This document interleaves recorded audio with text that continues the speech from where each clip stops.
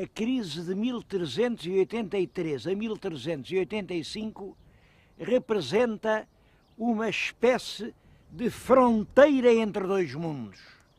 Para um lado fica o tempo gótico e medieval, para o outro lado fica já a hora atlântica, o tempo em que vai nascer o Portugal moderno. Para marcar bem essa mudança de tempo na história nacional, eu escolhi 3 momentos dramáticos.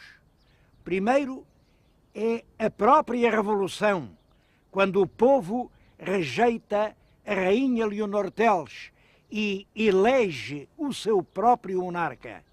O segundo é a hora gloriosa de Aljubarrota, quando uma vitória militar vem confirmar a escolha do povo. O último é a ínclita geração, altos infantes, os príncipes da geração da Viz, que instaura em Portugal uma nova monarquia e um tempo de progresso.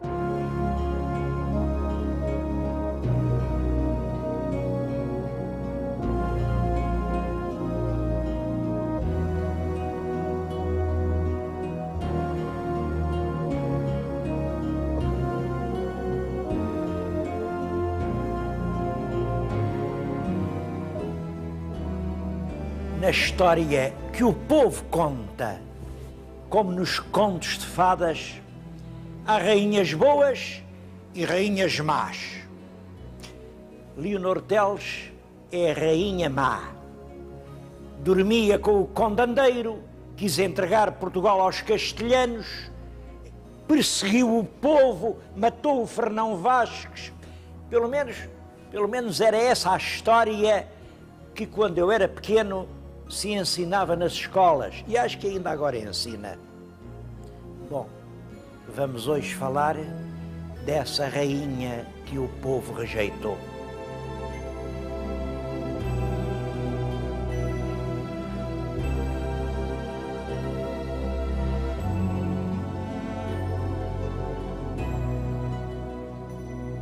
Leonor Teles foi rainha de Portugal por ter casado em 1372 com o rei Dom Fernando. A história desse casamento, em resumo, é esta. O rei de Portugal tinha andado em guerra com Castela, uma guerra que correu muito mal, muito mal.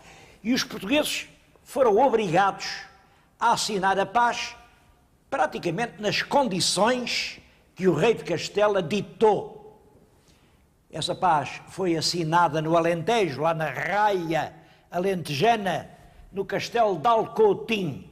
É por isso que se lhe chama o Tratado de Alcoutim. Esse tratado tem uma cláusula um pouco estranha. Diz que o rei de Portugal compromete-se a ser amigo do rei Carlos de França enquanto o rei de França for amigo do rei de Castela. Que diabo tinha a França a ver com isto tudo? Bom, esse é que é o fio para entender a meada. Havia então uma grande guerra na Europa, a Guerra dos 100 Anos, a Inglaterra contra o Bloco Continental, e discutia-se isto, de que lado ia alinhar Portugal? Com a Inglaterra contra a França ou com a França contra a Inglaterra? No Tratado de Alcoutim, o rei de Portugal comprometeu-se a ser amigo do rei de França e, para garantia desse tratado, obrigou-se a casar com a infanta de Castela, curioso, também se chamava Leonor, com a infanta Leonor de Castela, para garantir o tratado. E começaram imediatamente os preparativos para esse casamento. Mas nessa altura acontece qualquer coisa que muda tudo. Chegam de Londres 2 embaixadores do Duque de Lencastre com esta proposta: o rei de Portugal deixa de ser amigo do rei de França contra o de Inglaterra, passa a ser amigo do rei de Inglaterra contra o de Castela, O Duque de Lencastre promete vir com forças de armas, ele próprio vem disputar o trono de Castela e nós só temos que ganhar com isso. É engraçado, um desses embaixadores era um galego espertíssimo, mas que teve um triste fim. Era o João Fernandes Andeiro, era o tal que veio a ser o Conde Andeiro. Dom Fernando aceita isto, muda de posição, precisa de anular os tais preparativos de casamento com a infanta de Castela e é nessa altura que ele conhece uma jovem lindíssima, Leonor Teles de Menezes.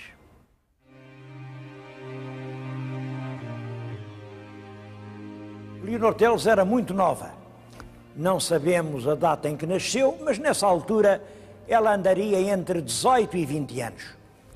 Era órfã, o pai tinha sido assassinado em Castela, ela refugiou-se em Portugal e quem tomou conta dela foi um tio, o Conde João Afonso Telo. Ora, o Conde João Afonso Telo era um homem de grande poder. Eu estou a falar-lhes na Igreja da Graça em Santarém. Foi uma igreja que ele mandou construir para lhe servir de panteão de família.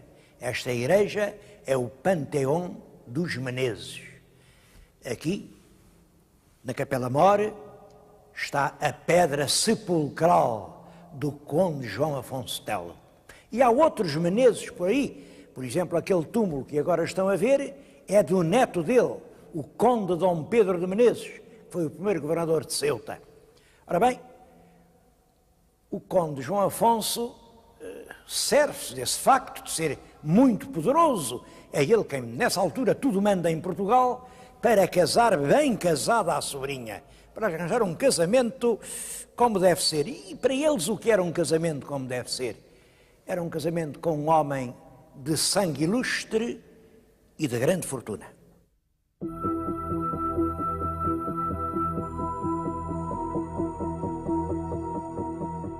Havia um fidalgo na Beira, o senhor de Pombeiro, chamado João Lourenço da Cunha, já velho, já viúvo, mas com muito dinheiro. E o conde João Afonso casou a jovem com o velho João Lourenço da Cunha.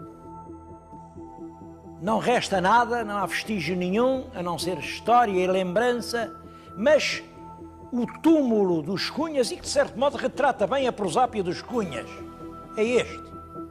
Este cavaleiro que está além sepultado é neto do João Lourenço da Cunha, mas neto de um casamento anterior. Reparem naquela prosápia, lá estão as armas dos Cunhas, as 9 Cunhas. As Cunhas foram sempre um grande argumento em Portugal e ali já estão associadas a Portugal e mais às Flores de Lis. As Flores de Lis são dos Guedes. Quer dizer, este cavaleiro, além de Cunha, era pelo lado da mãe da família Portugal e da família Guedes. Claro que Leonor Teles não conseguiu ficar aqui nestas serranias selvagens. Foi até Lisboa espairecer e estava em casa do tal tio Conde quando o rei Dom Fernando a conheceu.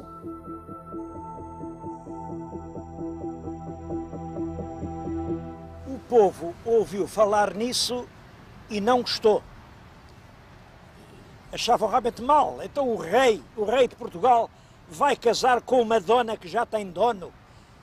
Junta-se uma multidão, diz o Fernão Lopes, que eram mais de 3.000 mesteirais de todos os ofícios, gente de armas, cada um agarrou na sua espada, no seu chuço, invadem o Paço Real e dizem: queremos falar com o rei. O rei teve medo, uma multidão furiosa é para temer, e mandou dizer: não é nada disso, não, mas amanhã a gente conversa com calma.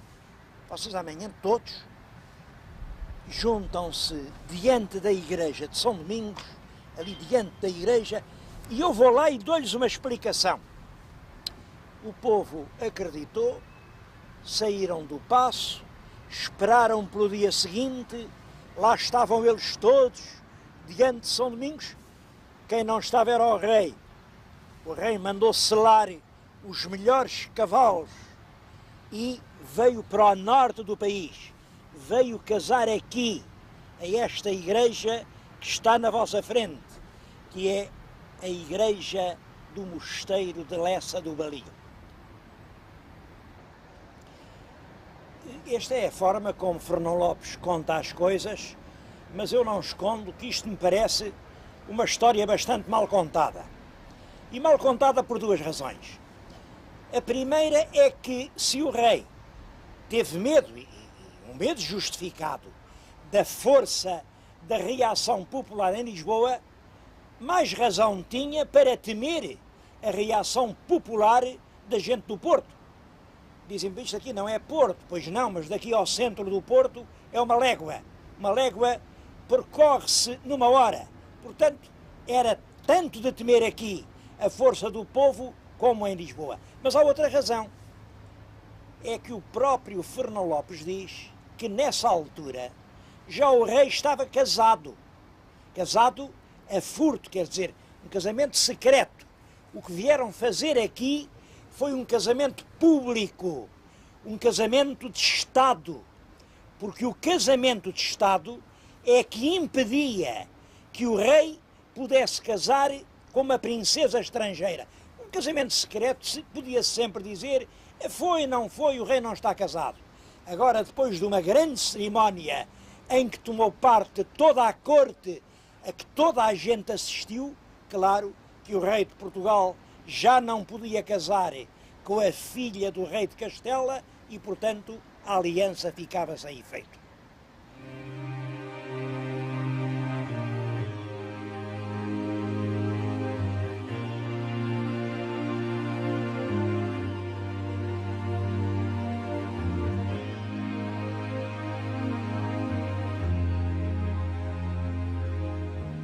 Bom, mas aqui há toda a razão para fazer uma pergunta.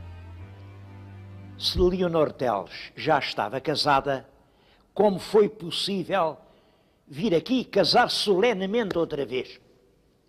A explicação é que nessa época não havia divórcio, mas já havia desquite, e o desquite anulava o matrimónio. Fernão Lopes diz que a razão que eles invocaram para anular o casamento foi o parentesco.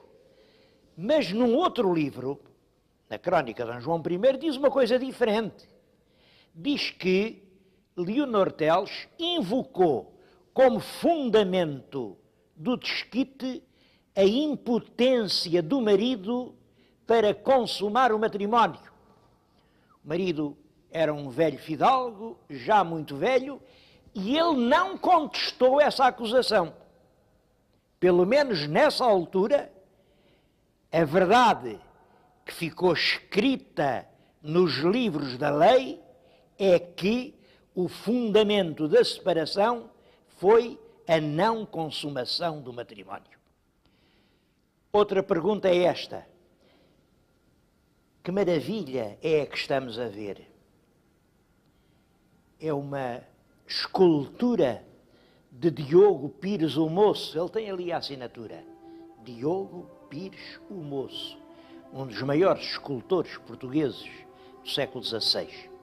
Foi ele que fez este túmulo de Frei João Coelho, um prior dos Hospitalários. Esta é uma das muitas maravilhas que se encontram aqui no interior da igreja de Lessa do Balio.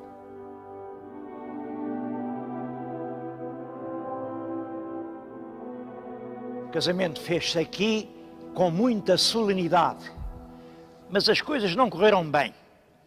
O rei e a rainha estavam sentados nos seus tronos e toda a nobreza devia desfilar, joelhar e beijar a mão. Todos o fizeram, menos o infante Dom Dinis. Quando chegou a vez dele, disse, eu beijar a mão dessa mulher, que me beije ela a mim, que sou príncipe de sangue. O rei perdeu a cabeça, como é natural, tirou a adaga, correu sobre o irmão para o matar, os fidalgos tentaram desarmar o rei e o solene casamento acabou assim numa briga de família. Isto é curioso porque revela uma coisa, revela como a nobreza estava dividida. De um lado, o clã dos Menezes, a rainha Leonor Teles de Menezes. Do outro lado, o clã dos Castros, o infante era filho de Inês de Castro.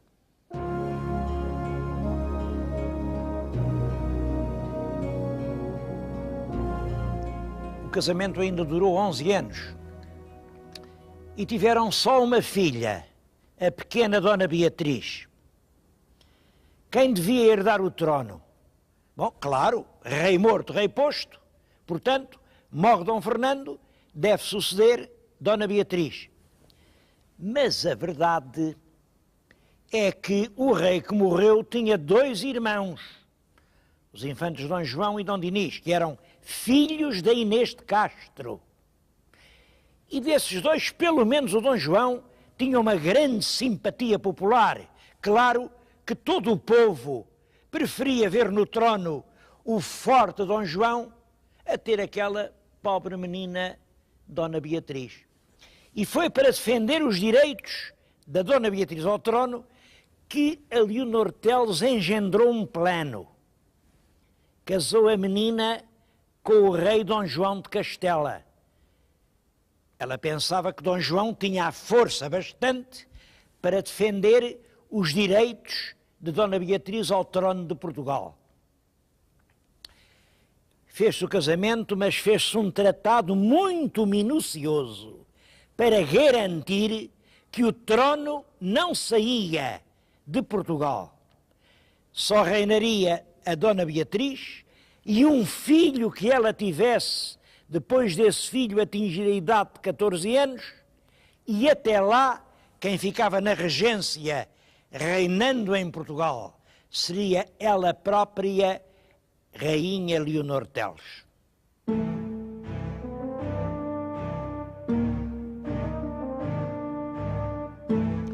O rei Dom Fernando morreu em outubro de 1383 e Leonor Teles, como estava estabelecido, inicia o governo da regência. E com prudência, ela para junto de si, para o cargo-chave da administração, não chama nenhum dos grupos rivais, nem dos Castros, nem dos Menezes. Chama um outro homem, o tal antigo embaixador João Fernandes Andeiro. Bom, mas daqui resulta que passa a ter contra si o bando dos Castros, o bando dos Menezes, o povo de Lisboa e toda a gente. Dá-se a revolta de 1383, a rainha é obrigada a fugir da capital, vai para Alenquer, tem todos contra ela e então comete um erro. Escreve ao genro, o rei de Castela, para vir a Portugal, dominar a revolta do povo e defender os direitos de Dona Beatriz. Claro, o rei de Castela veio, ele veio, mas a primeira coisa que fez quando chegou a Santarém foi pegar na sogra, a rainha Leonor Teles, pôr-lhe uma forte guarda e a partir daí Leonor Teles foi realmente uma prisioneira.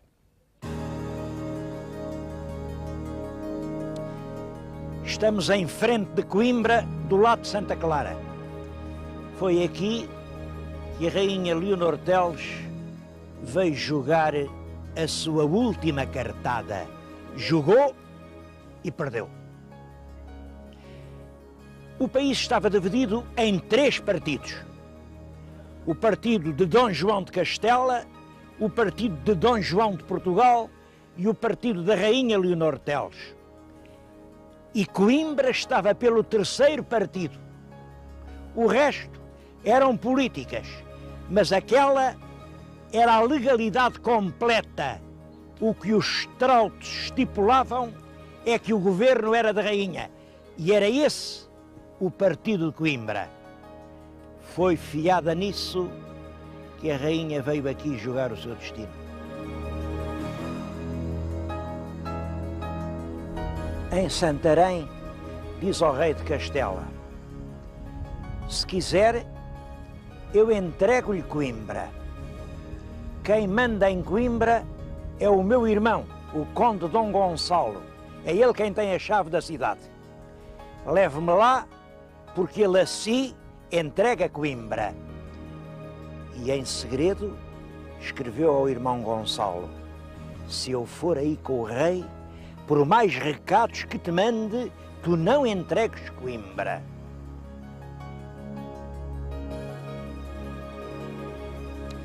Entretanto, vai urdindo os fios de uma teia trágica.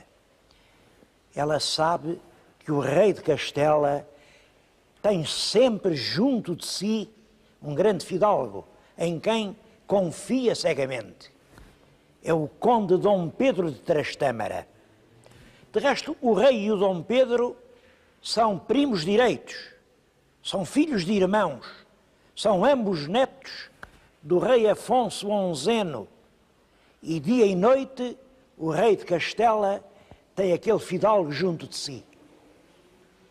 E o plano de Leonor Teles é este: seduzir o fidalgo, fazê-lo perder completamente a cabeça. E quando chegasse à altura, exigir do fidalgo uma condição. Não, primeiro, casar. Mas antes de casar, Dom Pedro tem que assassinar o rei de Castela. Tudo isso vai acontecer em frente de Coimbra. Na confusão que se segue ao regicídio, os dois devem cavalgar para a ponte e o conde Dom Gonçalo, irmão de Leonor Teles, que está do outro lado, está prevenido, está dentro da conjura, abre as portas da cidade e Leonor Teles e Dom Pedro de Trastâmara irão reinar em Portugal e ser muito felizes. O conde caiu na cilada, deixou-se enamorar perdidamente, jurou matar o primo, mas um recado para Coimbra, para a certa hora estar tudo preparado. Quem leva e traz recados é um frade capuchinho, que não diz nada a ninguém, mas o frade tem um grande amigo, um amigo judeu, Dom David Negro, que é o Rabi Mor de Castela. E o frade sabe perfeitamente que nessas confusões de matar os reis, quem acaba por pagar sempre o preço são os judeus. E por isso resolveu prevenir o Dom David Negro. Dom David Negro, naturalmente, percebeu que aquele segredo valia muito e preveniu o rei de Castela. Assim se descobriu tudo. O conde Dom Pedro ainda conseguiu fugir a tempo, foi esconder-se no Porto, mas a rainha Leonor Teles foi colocada então a ferros e foi expulsa para um convento em Castela. Passou os últimos tempos da vida numa cela obscura do convento de Tordesilhas. E aí perde-se completamente o rastro da rainha que enfeitiçou quantos a conheceram. Há em Tordesilhas muitas lembranças do tempo em que a rainha lá esteve. Ela atravessou o Rio Douro por esta mesma ponte, entrou no convento por esta mesma porta